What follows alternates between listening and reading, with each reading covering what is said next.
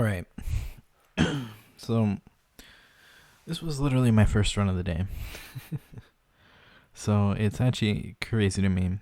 I mean, it's not that crazy. I kind of expected to get PB first run of the day, but I mean,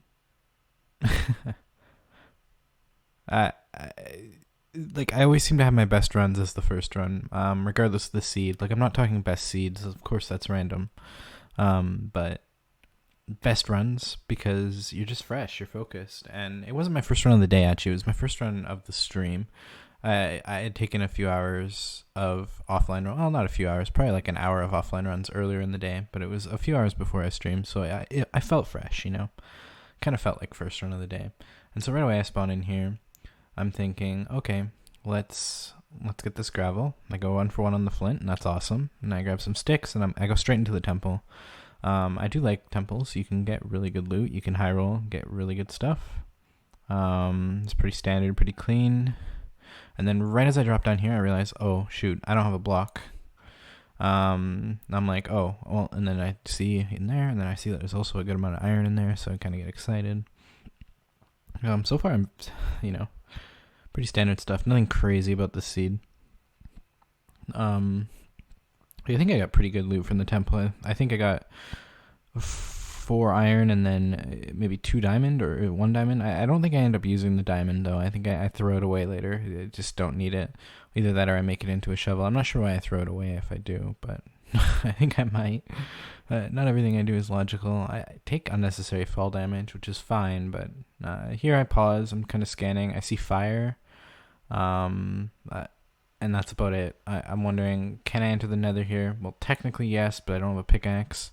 I think here I'm just talking to chat as well, but yeah, you'll notice that a lot in my speedruns.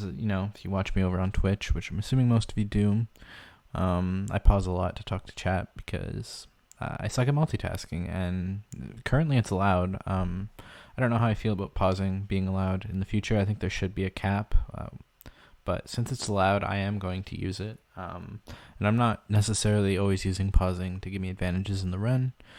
In this case, a little bit of an advantage to see that there's lava, although I saw it before I paused, I'm pretty sure.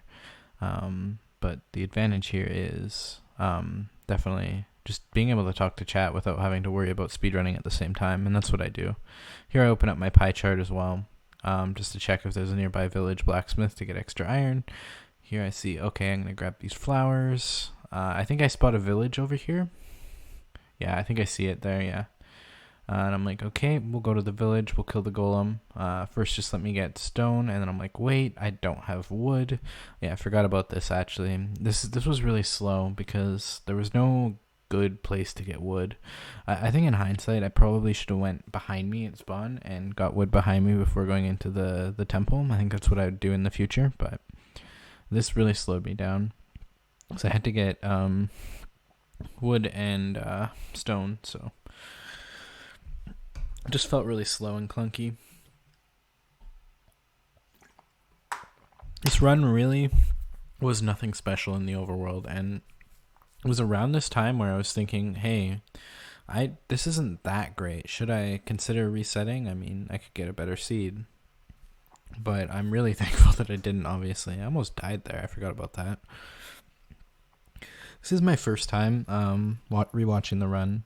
It's just a few hours after it happened, like an hour after I ended stream. So, yeah, I don't really know everything that goes on. But yeah, pretty slow crafting. I mean, not bad.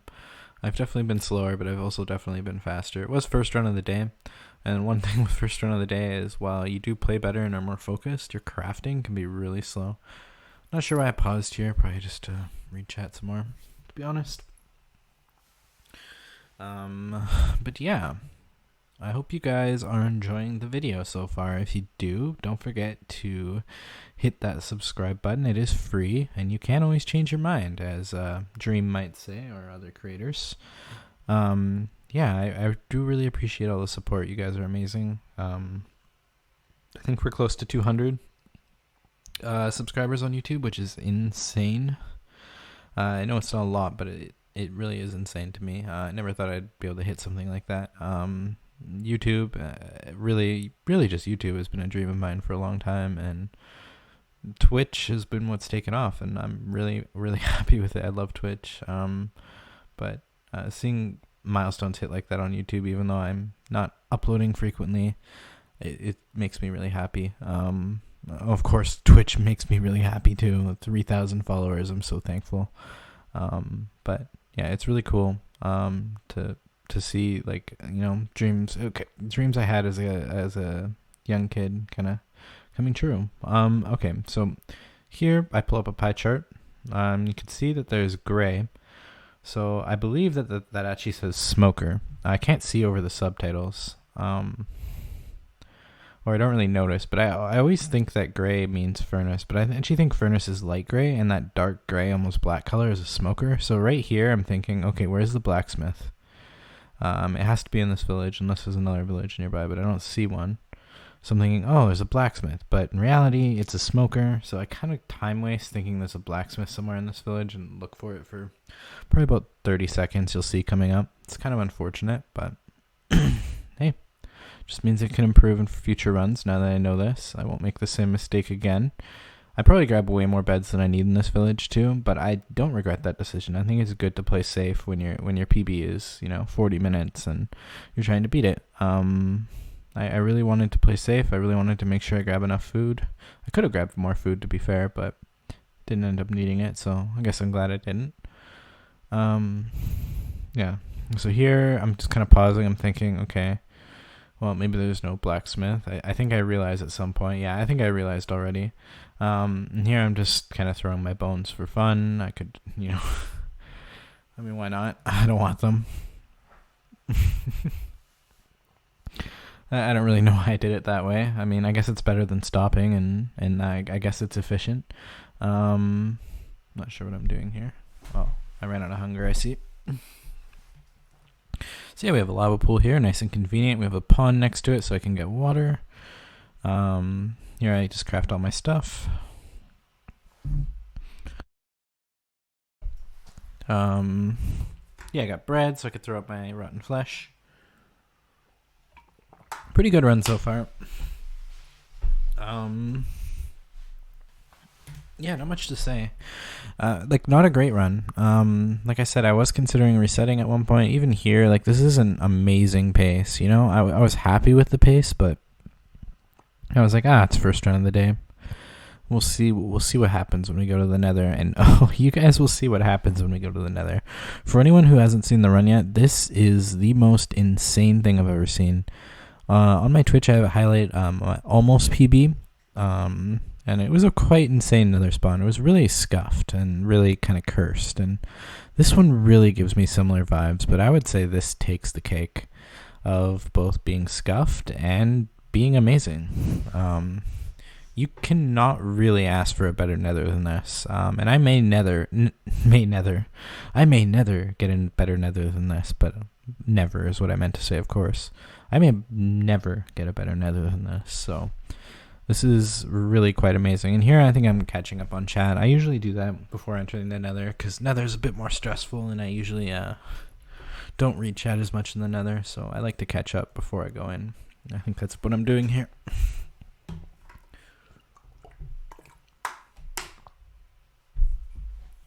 So yeah, I guess one thing I'll mention now is, you see the 24-hour stream, obviously, the sub goal there. Turns out that was nearly almost blocking when I did /seed, so that almost invalidated the run. So, because after the run I did /seed, right?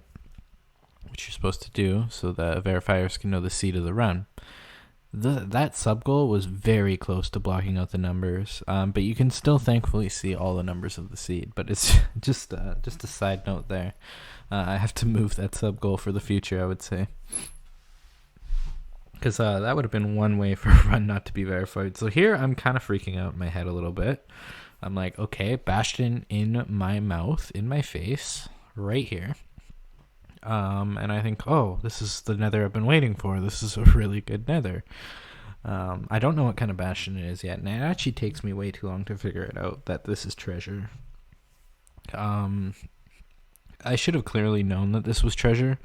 Like, watching it back, like, immediately, I think, oh yeah, this is treasure. Like, right here, I see, like, that's clearly treasure, right? But in the moment when I was in the run, I don't know if I was stressed or I was just wasn't focused enough, but yeah, this gassed, and I could have just ran down and routed treasure, but I wasted probably 40 to 50 seconds here, I would say. Wasting my time with this gassed, just kind of being stressed out right now. I think that's what I'm doing, just kind of calming down. So yeah, there was a time waste here, not recognizing right away that this was treasure and what kind of bastion this was, because it was really quite obvious. Yeah, I don't know what I was doing. Here I notice, okay, yeah, this is 100% treasure. And it's a little scuffed because not, and okay, that's where I noticed the fortress too. I had never seen anything like that. I was like, I think I said something like, Seed, chill out. Yeah, it was a little crazy. So I give gold to those piglins. I make my helmet pretty standard. I noticed that this is really scuffed because not only is it a fortress inside of a bastion, which is absolutely insane, incredibly rare, but it's in a basalt delta, which makes it even more rare and special because bastions, if you didn't know, cannot spawn in basalt deltas. So what's really interesting for me with this seed is, as you see me routing the bastion, pretty standard stuff. You practice this on the practice map. This is the standard route that I would route. I actually don't know what it's called, but almost all runners use it. I don't know who came off with it. It might have been K4 or Fyro, or I don't know. It's probably Ninja Brain maybe. I don't know. I honestly don't know. I get people mixed up all the time, but pretty standard route. I modify it a bit for myself. I think I play it safe in a few different spots. So here you kind of know where the gold is. I realize, okay, there's no gold up top there. I don't know why I looked down, but I did. Here I grab the gold here, and then as you'll see, I'll throw it down to the piglins down. It's pretty standard stuff. This is stuff I would practice. So yeah, nothing too unique about this bastion. Treasure's probably my favorite right now because it's usually pretty safe and it just feels good. I like treasure. Housing is definitely the best bastion, but housing gives me a little bit of anxiety. Housing can be a little scary. So here I get some obby from the chest, and yeah, I'm kind of going slow here. Honestly, I should have waited to check these chests, because as you'll see later in the route, I come back to this room because I do something different than most runners do. So yeah, I kind of messed up there grabbing those chests. It just didn't really make sense at that time. But it's very minor. It doesn't matter. But yeah, if you didn't know, bastions can't spawn in basalt deltas. And fortresses spawn less often, I believe. And to have a fortress and a bastion spawn together in a basalt delta. So here I thought I heard a piglin, so I threw one, but I was just hearing things apparently. But anyway, yeah. So I'm just kind of vibing here. I'm waiting for my trades. But yeah, I still can't believe in my head. I think I might be saying it here. Like, how is there a bastion, a fortress, and a basalt delta all in my mouth as I enter the nether? That should not be possible. This seed is so rare. This nether is insane. And honestly, this nether should have been so much faster than it was. And as you'll see, RNG does play a factor, but also my slow decision making and just disbelief, I guess. Really slows me down. But here I'm waiting for string. I'm waiting for pearls. And as you'll see, my RNG isn't too great. Here I pick up some stuff, kind of clear up my inventory some more. This piglin trading did not need to take as long as it did, but also I don't think there was that many piglins in my hole. And usually when you run this route, there would have been more piglins. But I guess that's just RNG. Here I throw my diamond. Could have made a diamond shovel, but I don't think it really would have helped. There is one point in the run where it definitely would have helped, but I think the time it would have taken me to craft it, we're talking 1 to 2 seconds, so I guess just throwing it out was fine. Did I just throw it string there? Was I that stupid? Because I think I needed string. Oh no, I didn't. I have plenty of beds. Okay, never mind. I'm not waiting for string. I didn't really need any. I have enough there. Okay. Yeah, here I'm just waiting for pearls, actually. I remember I was getting so stressed. I'm like, how is there no pearls yet? This sucks. This is just ticking away. I'm going to get rolled on pearls. That's what's going to ruin this run.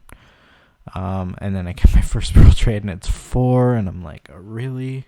Really, game? The game just doesn't want me to PB. It's been 6 months. I'm never going to beat the game on stream. These are the things that were going through my head at this point. This was probably one of the lower points of the run, I would say. There I get another 4. Still really disappointing. And I'm pretty sure they were low on gold at this point, so I was a little stressed, to say the least. I got everything else I need. I got a lot of obby. You know, we're just chilling. I just need the pearls, and thankfully, obviously, I did get them right there. And then I think I got another 2 pearl trades in like the next 2 trades or something ridiculous. Yeah, right there. So right here, there was more pearls in the hole. I just realized that. I could have grabbed more pearls. I mean, I didn't need them, so it's fine. And then here I was... You're going to see where I can really improve in this run is the routing. I could have pearled straight down into the fortress from the top, and that could have saved a lot of time.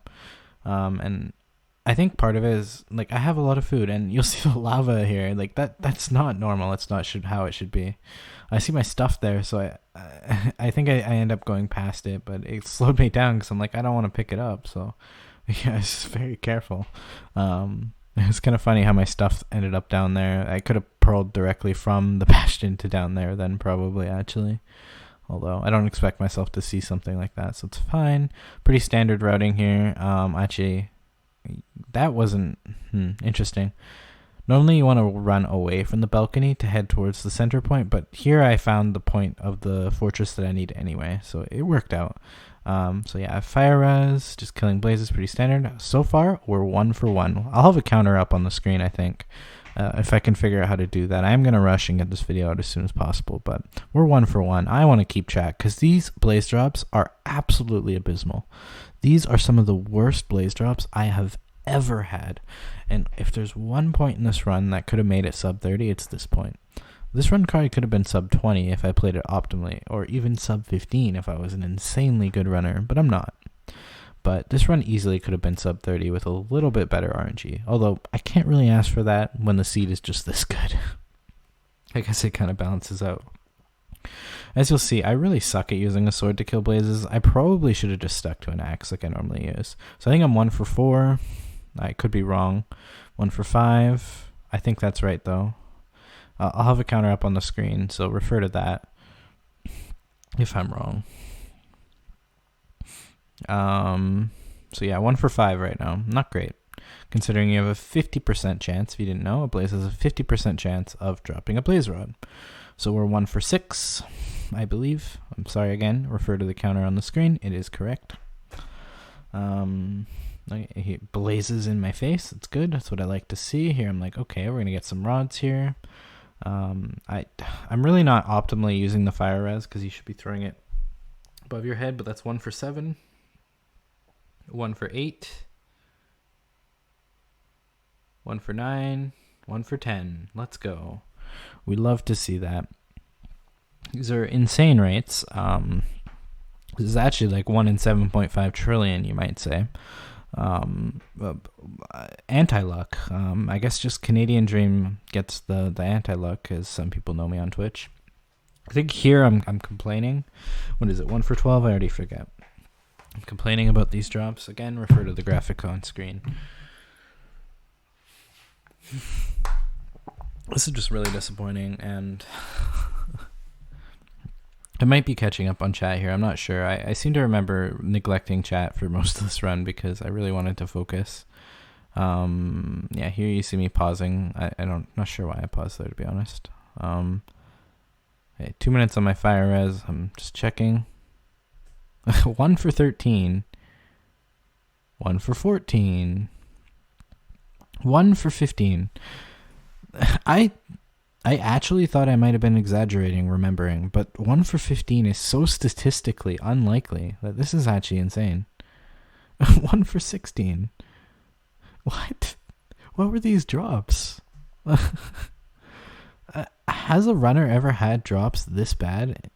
Ever? Like, probably, but these are even worse than I remember. I remember them being pretty bad. Like this split could have been like 1 minute or 2 minutes, you know, or 3 minutes, not like 8 minutes as I think it is. What is that one for 17? What the heck? I don't think this one drops either, if I remember correctly. That is insane. I don't know why I wasn't critting. I think I was a bit nervous at this point because I knew I had an insane seed and it was on PB pace. 1 for 18. Oh wait, no, I think that one did drop. I think I end up seeing it later on, but we'll just stick with 1 for 18 for now.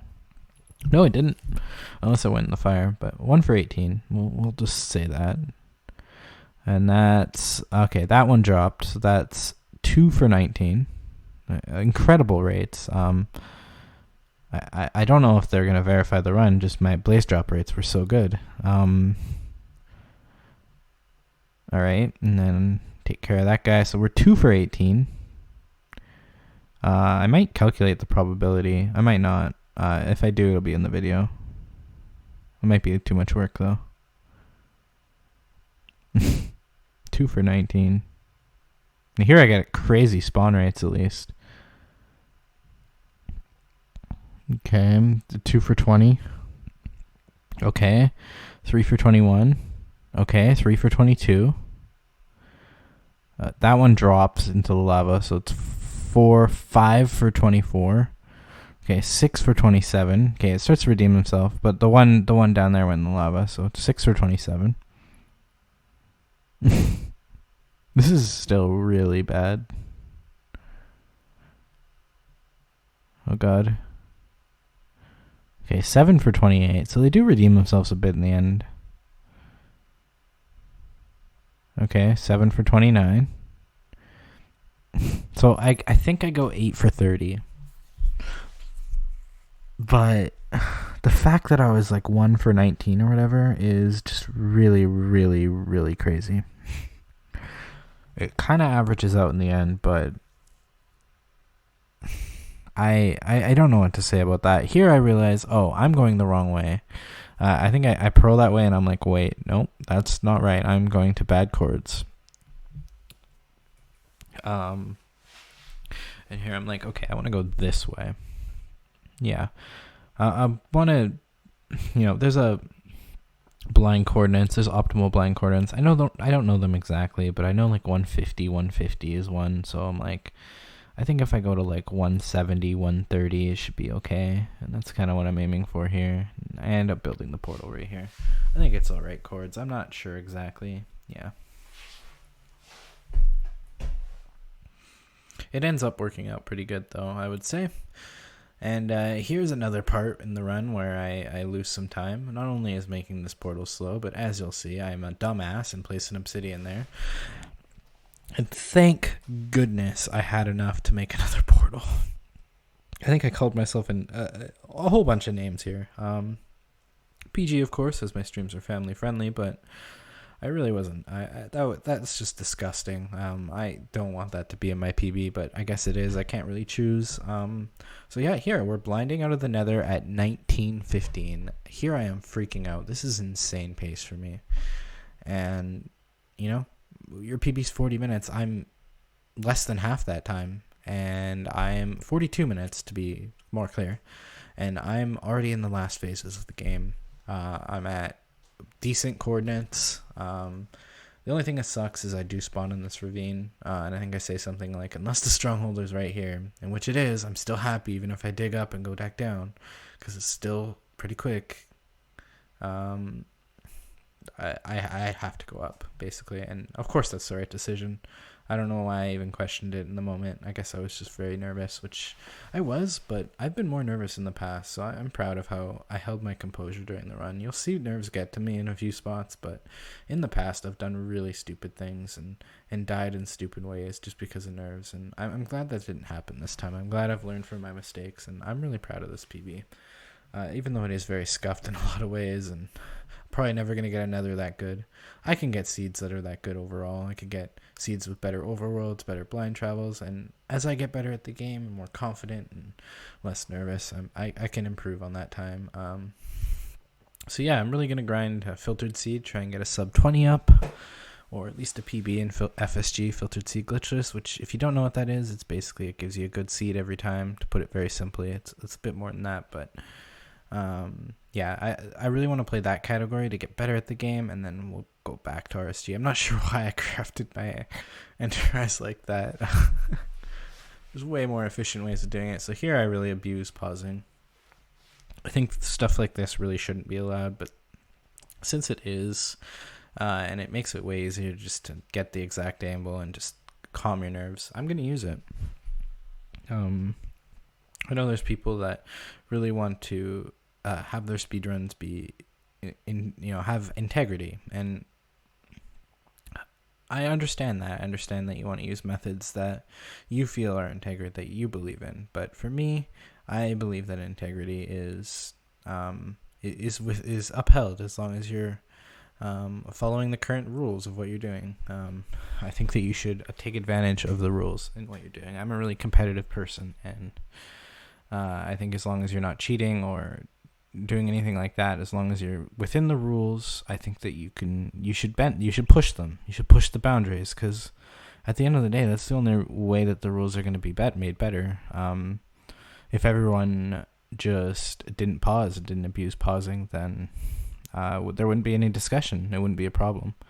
But I think that it's people who want to use stuff like that to their advantage, want to use everything possible to their advantage, that might make the rules better. And so that's my opinion on the whole pausing thing. Should they fix it? Maybe. I think that abusing pausing, it probably isn't as enjoyable, and it probably isn't fair to old runners who didn't do stuff like that, and think more on the fly and stuff.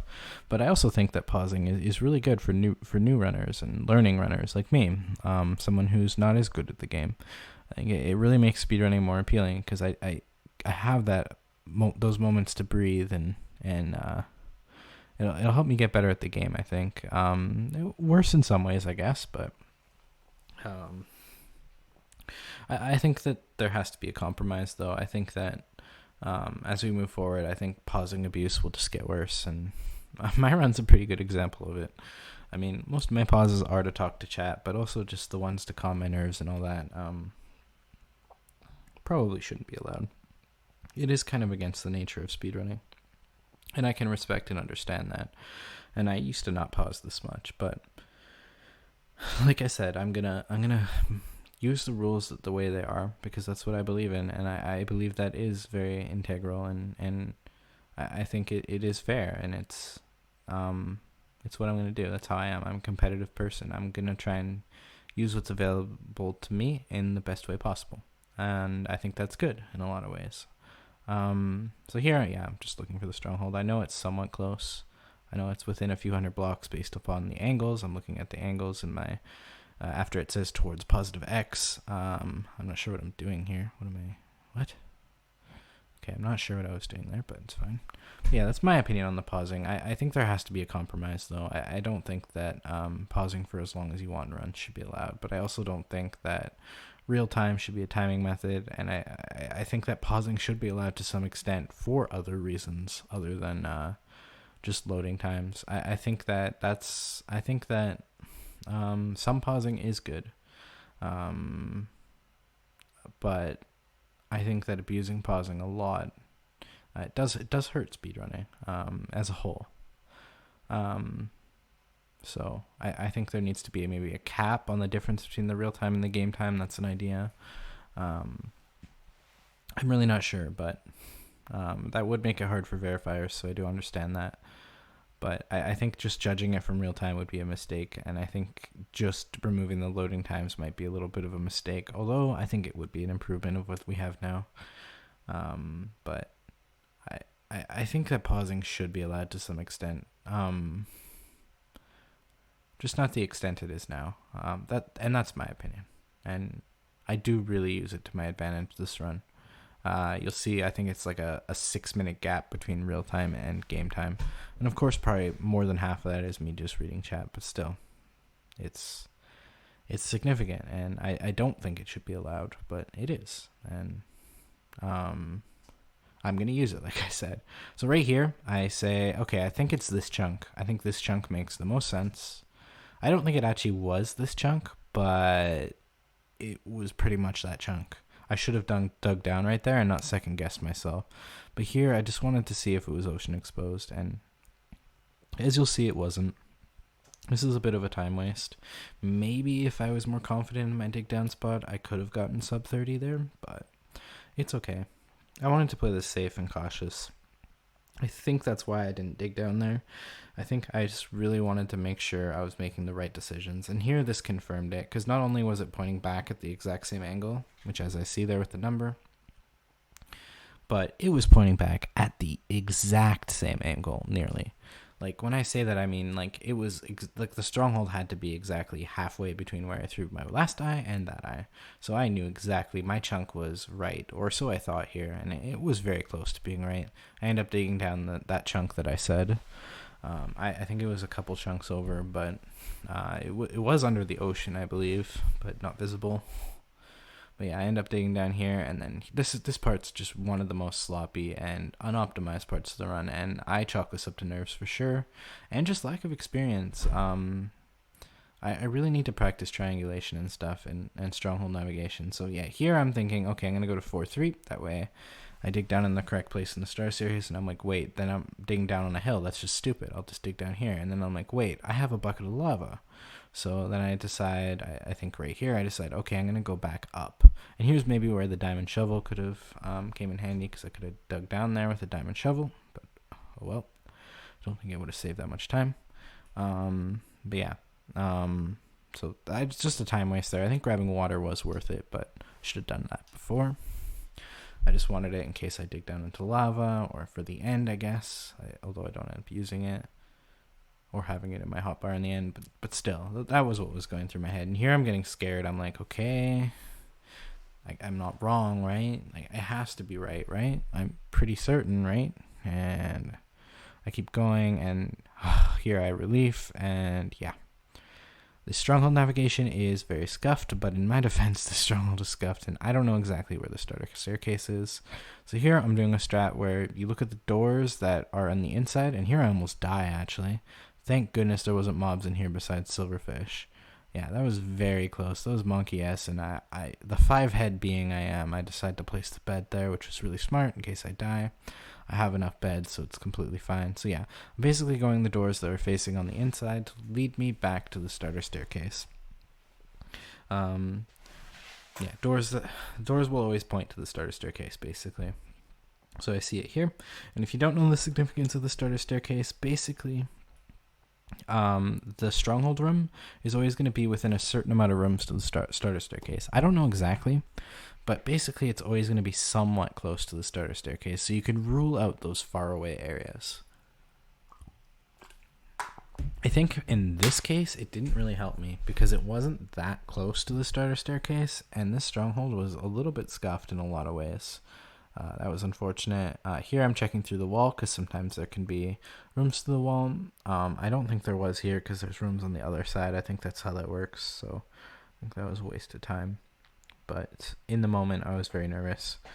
So here I end up going back to the bed. I go over here. I think, okay, maybe it's right here. And then I drop down here. I'm like, oh. And I don't think I was looking or paying attention, realized it was a fall. This is pretty cool what I decided to do here. I just think it's the fastest way to get through the door. And it ended up looking pretty cool. So I'm proud of that moment, I guess. Quick thinking. Yeah. This is my first time doing a commentary on something, by the way, and I'm really proud of how I'm doing right now. I've been keeping talking throughout the entire thing, so make sure to hit that like button if you made it this far and enjoy. I really appreciate you, and I hope I've been engaging during this commentary. So here I'm like, wait, what's this? This is close. And I'm like, holy S-word. This is it. This is it. I'm getting PB. This is where it really sunk in. Okay, don't mess up now, Yeti. Don't mess up now. This is it. This is PB right here. And I don't know why no silverfish spawned, but I'm not complaining. This portal room is completely separate. I'm lucky I found it. I don't know why I ended up going that way, but I was like, oh, I could possibly be over here, right? And it ended up working out. I'm really thankful. So yeah, this is it. This is the end. Pretty standard stuff. I clear my inventory here. I mean, I could have just jumped straight in, to be fair, but I was playing this safe and cautious. I wanted to make sure I was prepared mentally and had all the right stuff, and decluttered my inventory. And I even made an extra eye here, and which is good because I ended up throwing one right there. So yeah, that's all good. I'm glad I made an extra one. Yeah, I'm very careful for the rest. And there, I'm not taking any chances with the lava in the middle. I was taking no chances, and I was playing this safe, and I'm glad I did. In future runs, I probably won't play it as safe, but I think this PB was really special, as it was my first time beating the game on stream. And it shaved 10 minutes off of my time, and really when I got that 42-minute PB, it was a different era of speedrunning for me. I didn't really know what I was doing, and although, which is kind of funny that this seed was more classic strat seed, I play ocean strats, I play modern strats, and my strategies have changed, and my knowledge has been gained, and it's just, I really wanted to make sure this was it, because this is still a really good time, even if I take it slow, and I didn't need to take it slow, but I think it was really good that I did. Really wanted to make sure that I didn't mess it up this time. And I decided to enter the end.